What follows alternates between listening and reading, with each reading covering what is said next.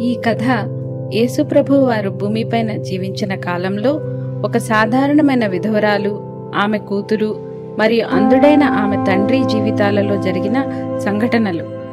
ఆ చిన్న పాపకు యేసుపైన ఉన్న ఆసక్తి వారి జీవితాలలో ఏ విధంగా ఆదరణ, శాంతి, సమాధానం మరియు నిరీక్షణను తీసుకుని వచ్చిందో చూద్దామా?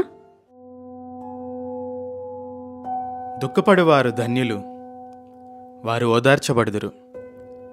నీతి కొరకు ఆకలి దప్పిక గలవారు ధన్యులు, వారు తృప్తిపరచబడుదురు. హృదయ శుద్ధి గలవారు ధన్యులు, వారు దేవుని చూచెదరు.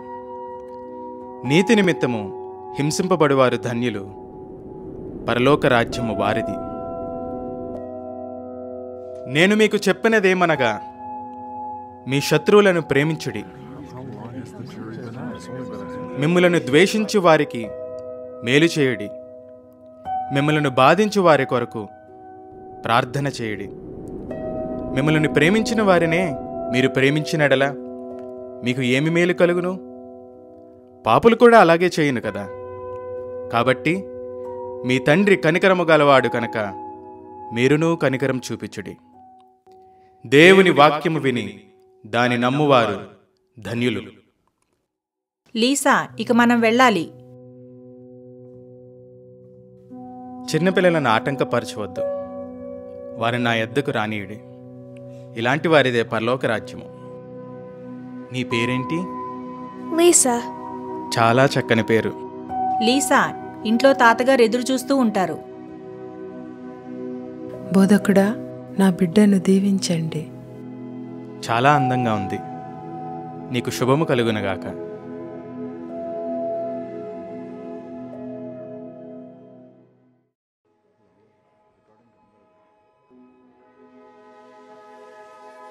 అమ్మా, ఆయనెవరు? ఆయన నజరేతు వాడైన యేసు. కొందరు ఆయనను బోధకుడు అంటారు, ఇంకొందరు మెస్సయ్య అంటారు. అవునా? ఇప్పుడు ఆయనకి నా పేరు తెలుసు. అయితే ఆ యేసు గురించి నువ్వేమనుకుంటున్నావు? నేనైతే ఇప్పుడు తాతయ్యకి భోజనం సిద్ధం చేయాలనుకుంటున్నాను.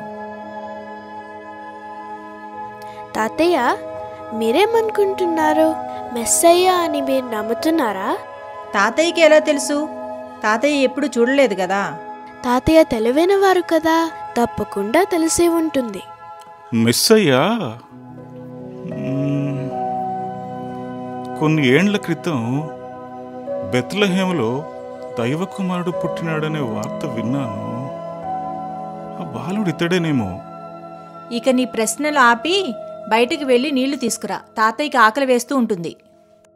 పొట్ట ఖాళీగా ఉన్నా నీ మాటలకు మనసు నిండిపోయిందమ్మా లీసా. ఇంకా ఇక్కడే ఉన్నావా? నీళ్లు తీసుకురామని చెప్పాను కదా, ముందు వెళ్ళి నీళ్లు తీసుకురా. లీసా, అమ్మ కోపంలో ఉన్నట్టుంది.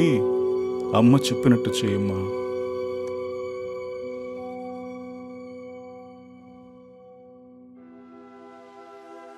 లీసా అడిగే ప్రశ్నలకు నాకు భయం వేస్తుంది నాన్న. ఏం చేయాలో అర్థం కావడం లేదు.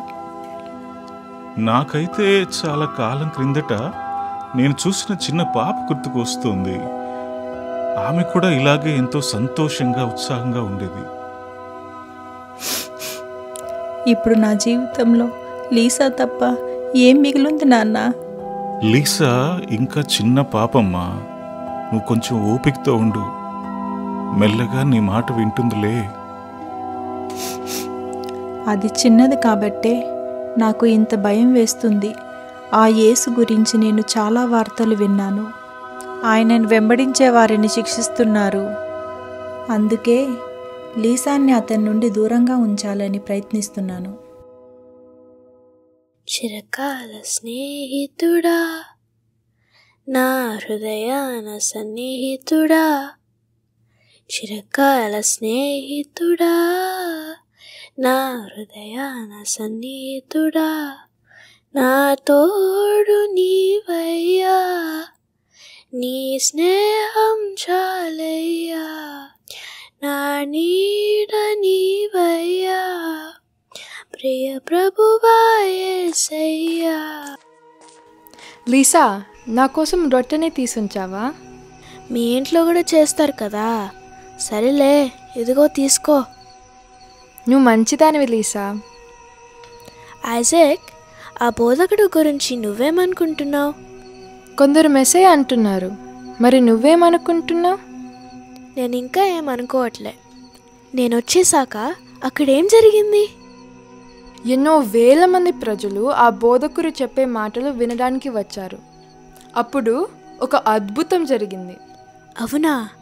ఏం జరిగింది? ఆయన 5 రొట్టెలు 2 చేపల్ని దీవించి అన్ని వేల మందికి ఆహారంగా ఇచ్చారు. 5 రొట్టెలు 2 చేపలా? అన్ని వేల మందికా? ఎలా?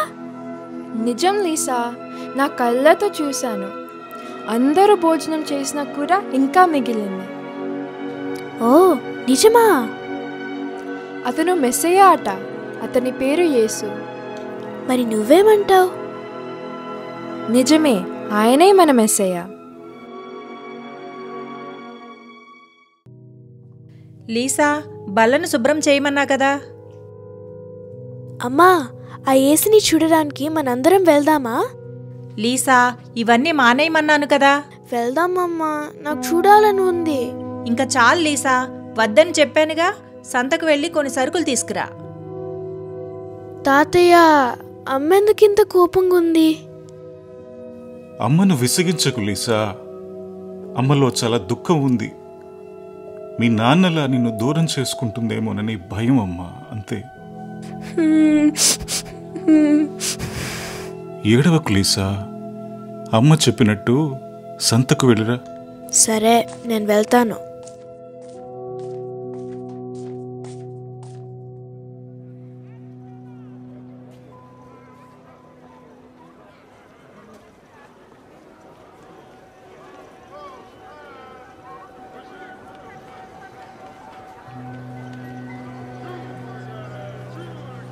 లీసా,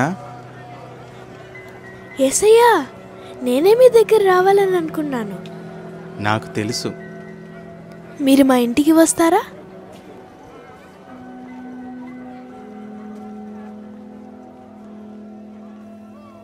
ఎంత పని చేసావు లీసా. నాన్న, లేవండి. ఏమైంది సారా? లీసా యేసుని ఇంటికి తీసుకుని వస్తుంది.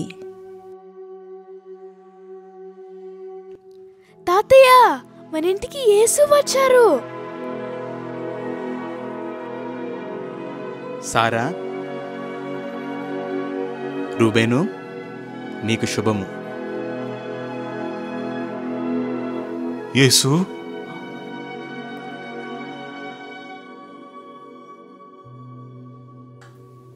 యేసు, మీరు వస్తున్నారని తెలిస్తే మేము కొంచెం సిద్ధపడి ఉండేవారిమి.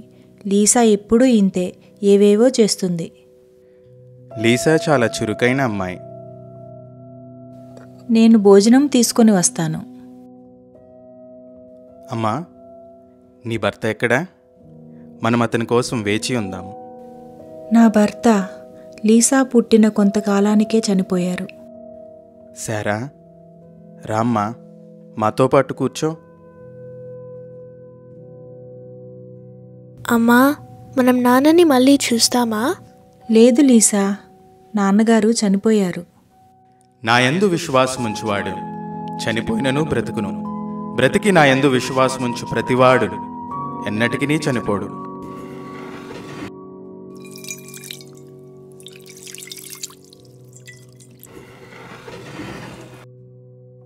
తాతయ్యకి కళ్ళు కనిపించేటప్పుడు అన్నీ ఆయనే చూసుకునేవారు. ఇప్పుడైతే మేమే తాతయ్యని చూసుకోవాలి.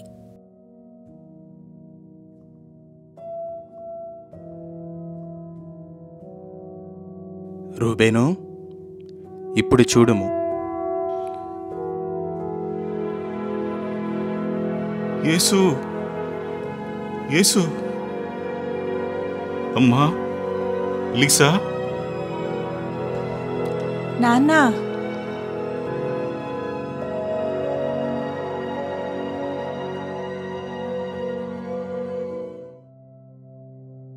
అమ్మో, మర్చిపోయా. లీసా దగ్గరికి వెళ్ళాలి. Lisa, Lisa. ఐజాక్, ఎలా ఉన్నావు? మీరు చూడగలుగుతున్నారా? అవును, యేసు తాతయ్యని స్వస్థపరిచారు. లీసా, మనం వెళ్దామా?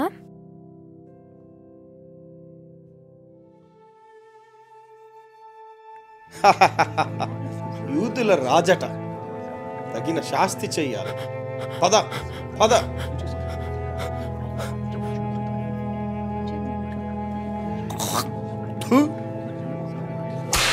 నువ్వు లోకరక్షకుడువా? ఇదిగో దైవ కుమారుడు. యూదుల రాజా, ఇదిగో నీ కిరీటం.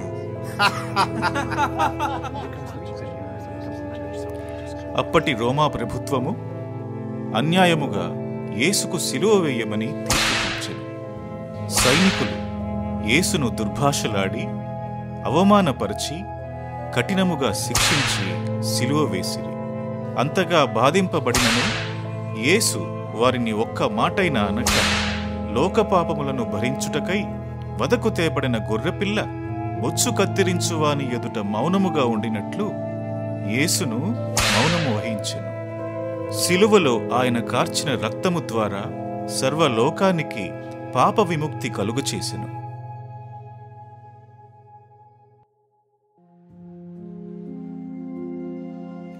యూదుల రాజా, నిన్ను నువ్వు రక్షించుకో.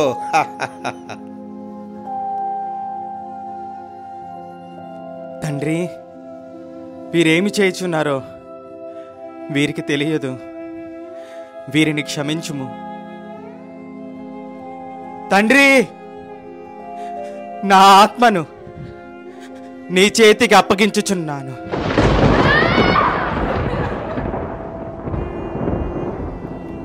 యేసు దాదాపు మిట్ట మధ్యాహ్న సమయములో ప్రాణము విడిచెను. అప్పుడు 3 గంటల పాటు దేశమంతా చీకటి నిండెను.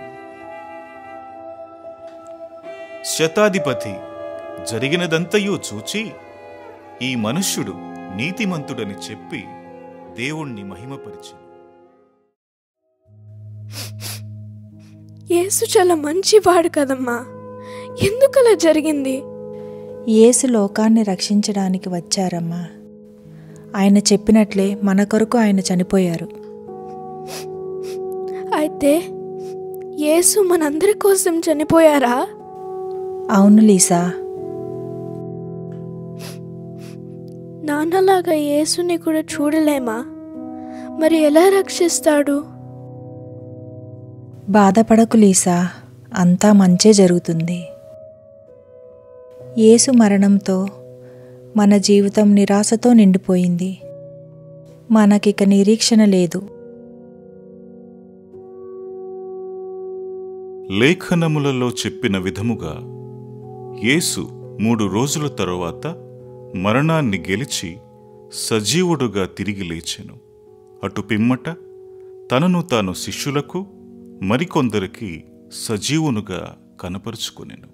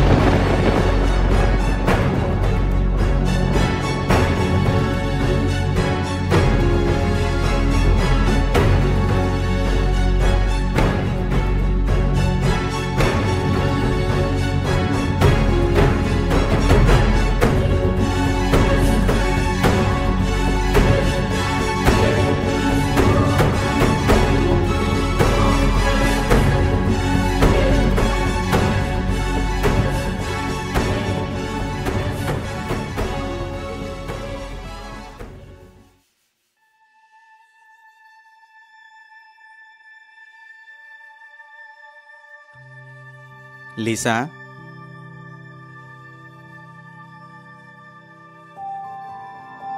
మళ్ళీ నేను చూస్తాననుకోలేదు.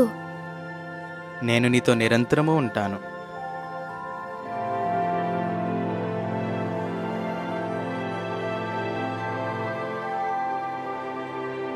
అమ్మా, నేను యేసుని చూశాను. ఆయన బ్రతికి ఉన్నారు. నేను మాట్లాడాను. అయితే నాన్నని మళ్ళీ చూస్తామా? అవును లీసా, మనం తప్పకుండా మళ్ళీ నాన్నని చూస్తాం. నా యందు విశ్వాసముంచువాడు చనిపోయినను బ్రతుకును, బ్రతికి నా యందు విశ్వాసముంచు ప్రతివాడు ఎన్నటికీ చనిపోడు. యేసు మరణంతో మనకిక నిరీక్షణ లేదనుకున్నాను, కానీ మరణాన్ని సైతం జయించి సజీవినిగా తిరిగి లేచి ఆయన ఎల్లప్పుడూ మనతోనే ఉంటాడన్న నిరీక్షణ మనకిచ్చారు.